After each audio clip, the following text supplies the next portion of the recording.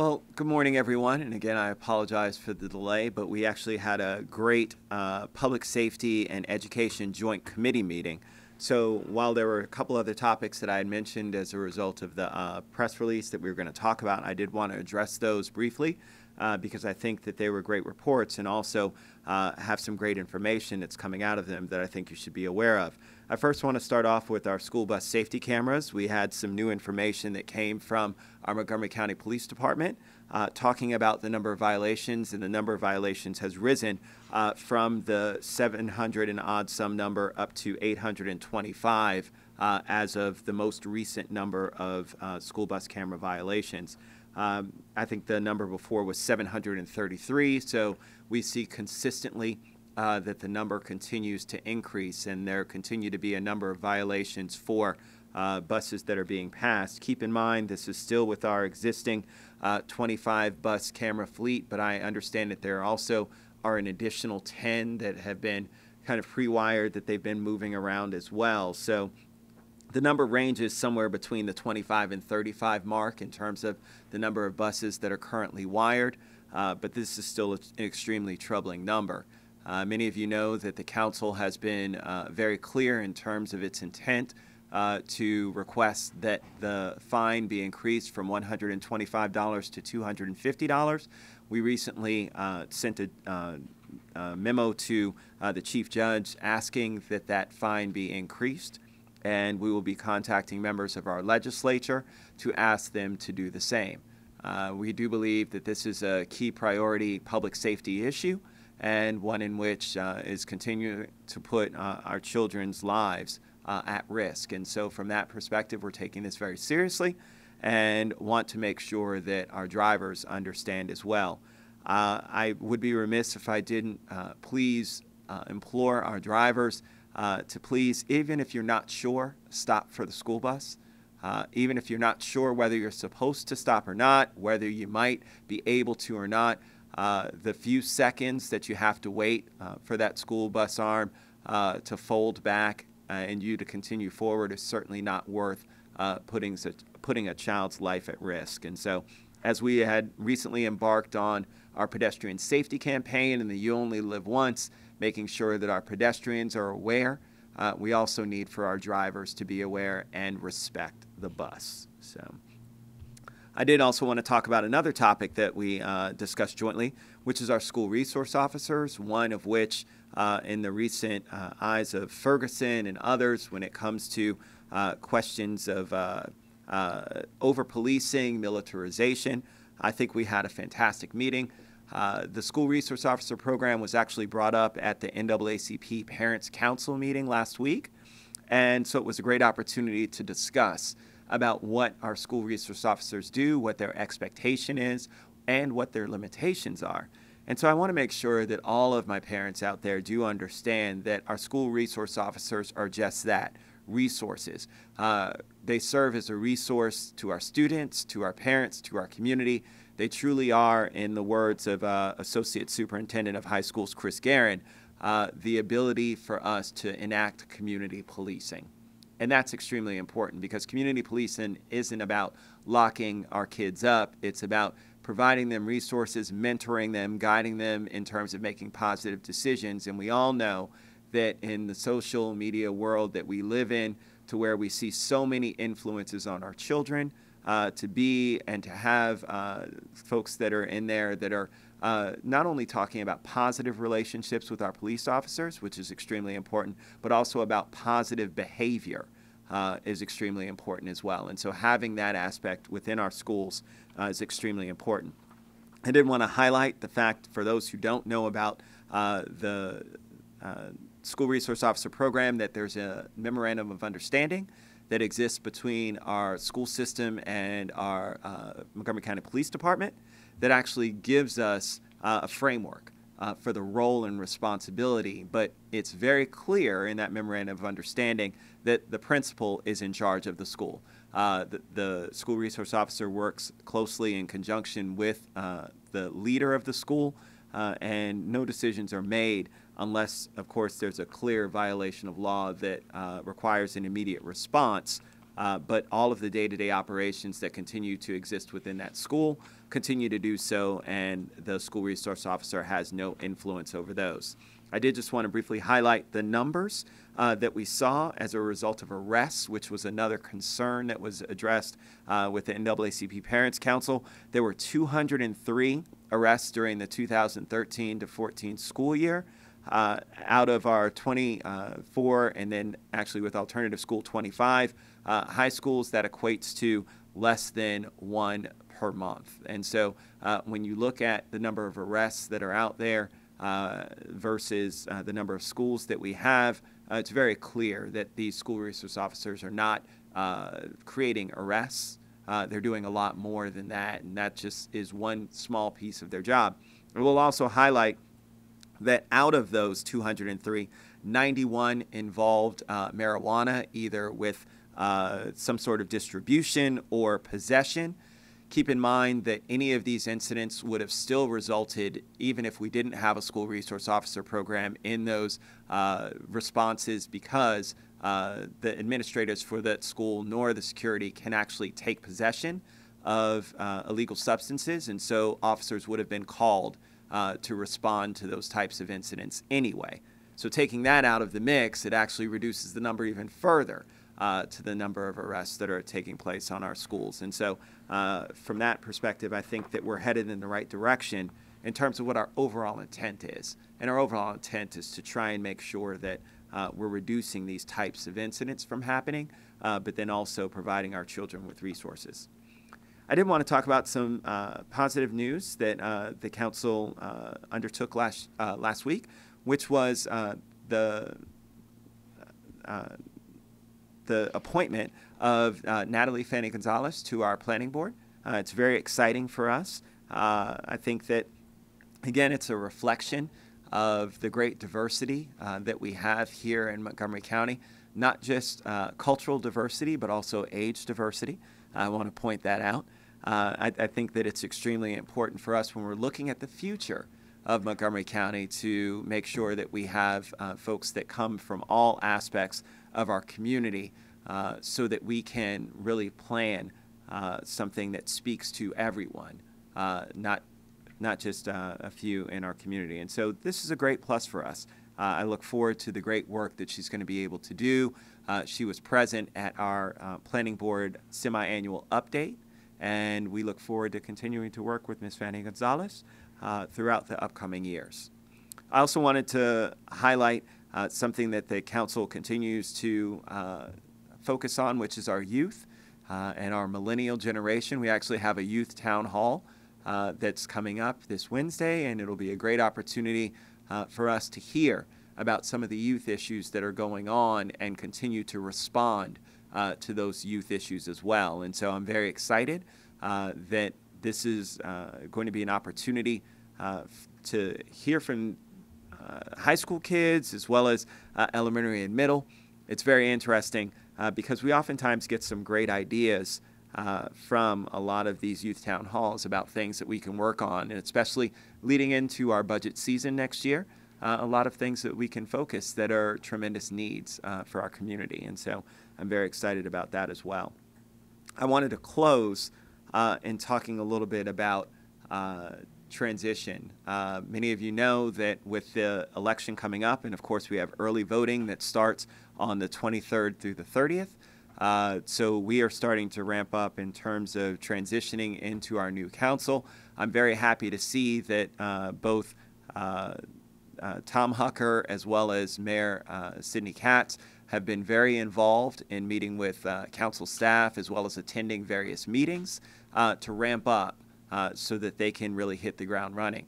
I think that this year has been extremely productive in terms of this council taking on more master plans than we ever have before, as well as a number of initiatives that I think are tremendous. And so I want to see that momentum continue next year. And so I look forward to working with our new incoming president, whoever that may be, to make sure that we can continue on this pathway of really making sure that Montgomery County is one of the best places to live, work, and play.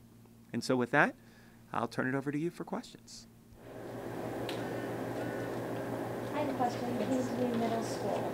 I interviewed two little girls on Friday that we hit, and their mother told me she'd written a letter. Your response to them? She did, and my response, I've actually reached out to her and asked her to give me a call because I want to talk to her.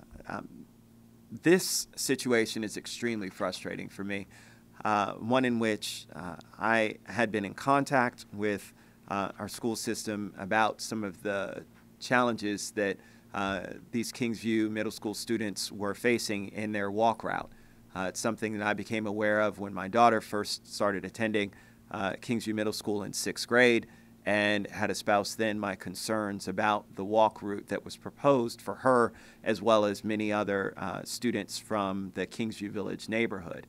And my understanding is from our school system that they had reached out to our State Highway Administration to ask them to enact some changes to that intersection in terms of signal light timing as well as signage, and those requests were denied. We continue to press, and that's the reason why I held a press conference at Kingsview Middle School last week to specifically highlight this intersection. And it's my hope that with some presence from the media, and I really appreciate all that's been done to report about these particular incidents. But let me just say this, that I think that overall it's going to be imperative for us to continue putting pressure on SHA to fix this intersection. There is no question that this intersection is not safe for our kids that are walking. Just this morning as I dropped my daughter off at school, the principal there, Jimmy DeAndrea, is actually stationed at that intersection, ensuring that the children are able to walk across, but the reality is that's not our fix. That is not the proper fix. The proper fix is to ensure that we have a walk sign that's free of cars being able to turn left onto Clopper Road. And so I'm currently waiting to hear back from some of the folks within SHA. It is my hope that we will be able to fix this before the end of the year. And can you give more details about the town hall? Like you said, it's going to be on Wednesday. But I guess Mr. Washington, can you just give like the date and the time? Yes, so it's the Youth Town Hall is here on Wednesday. It's at 6:30 p.m. Right here in the council chambers in the hearing room right downstairs. And we're reaching out to all students. They don't have to pre-sign up. They can just come and attend. So it's open to the public. We're encouraging everyone to come with fresh ideas, and even those that aren't able to speak, because the way it's functioned is that we have a moderator that will go around and give people an opportunity to ask questions. We won't be able to get to all of those questions, but one of the things that we do is we encourage the students to come up and give us their questions afterwards. I've for many years now stayed afterwards and talked to every single student that had a concern or question. I really think it's important for them to understand how important their input is. And as we continue to make it a model so that children understand that they too have a role when it comes to determining how their government functions and that it be responsive to them, it's a great opportunity to do just that. And so I'd encourage all to come out. Do you have an estimate of how many are going to be there? We've always had packed house crowds. So filling up the chamber, and so my hope is that it'll still be the same way. You know, weather always, of course, plays a factor, and of course, homework always plays a factor as well. But it's my hope that we'll have a large number of children that will come out from a variety of areas of the county, also, because that's important as well. Is there an update on the Purple Line? Not as of yet. Many of you know that we had received a closed session update about the Apex building and had some conversations about moving forward with that proposal. I haven't heard back anything else from the county executive as to some new sort of proposal that might be coming our way. So as of right now, the council is continuing to move forward with understanding that the Purple Line should be on track in terms of by next year. By the end of next year, I think, is when they're supposed to start construction. And so my understanding is we're still on board with that being the case. And do you know anything about the Shady Grove arena that might be being built in Rockville? Do you have an update on that? We haven't heard any updates. I met with stakeholders at the end of last year, and that's the last time I had met with folks about the potential for the Shady Grove Arena. I know that it's something that, in conjunction with conversations about a potential bid for DC and the Olympics, that's been something that's engendered more conversation about the potential for an arena, but I don't have any specific details at this point. It's just speculation right now.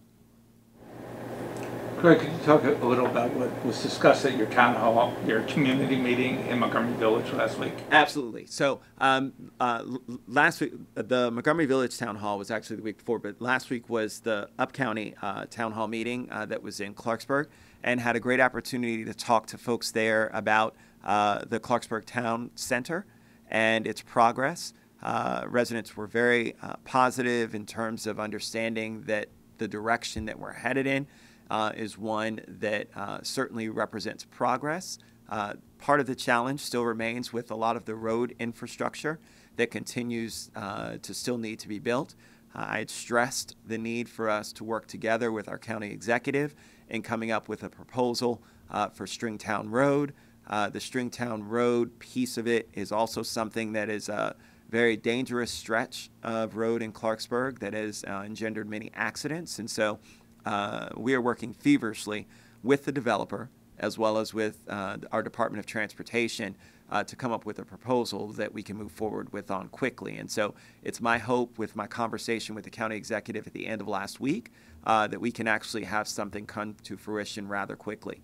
When it comes to all of the economic development that's going on in Clarksburg, it's a tremendous positive, whether it's retail options and restaurants that will be a part of the new Clarksburg Premium Outlets, to residential mix, both mixed-use development that includes apartments as well as townhomes and single-family homes, understanding that in these areas, these types of homes are typically much more expensive in the down county area, so it still represents a piece of the affordable housing mix with how it relates to Montgomery County. So it's exciting. It's really exciting to see the great strides that we've been able to make here in the Up-County region. When it comes to Germantown, Germantown continues to be gangbusters, whether it's retail, even commercial office is now coming back, and we've received a number of different proposals about new and innovative things that they're looking to do there.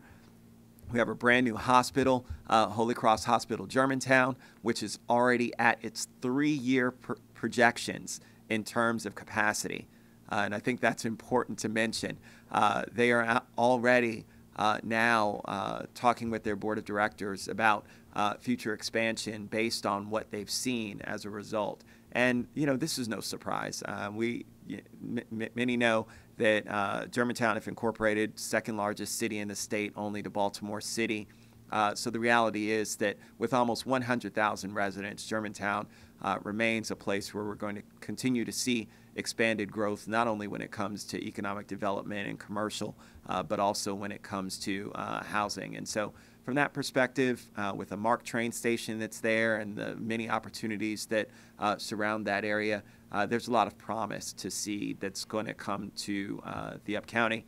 Of course, the third rail topic that came up in our Up-County meeting was also M83, very similar to the conversation that we had in Montgomery Village. And of course, as to be expected, everybody that was there, I think with the exception of one person, was for M83. So it's pretty much the same as what we saw down in Montgomery Village, where they were opposed to M83 with the exception of, I think, 1 or 2 people. So you know, this is something that the council won't take up until next year, but it's going to be something that's going to be a tremendous decision for us in terms of how we move forward once we've received a recommendation from our Army Corps of Engineers.